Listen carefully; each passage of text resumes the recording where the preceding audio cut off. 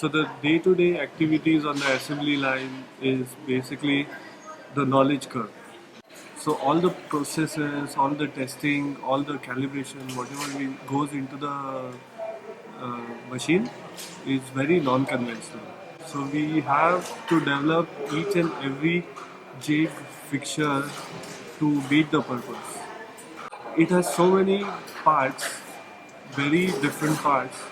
For example, there are a lot of motors, there are a lot of sensors, there are a lot of electronics. They have to perform at a specific standard and at a specific tolerance for all their life.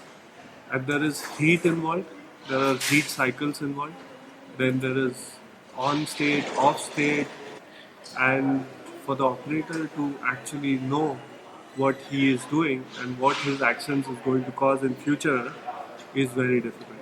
One mistake which is captured right now is beneficial for us to rectify it immediately before we start the mass production.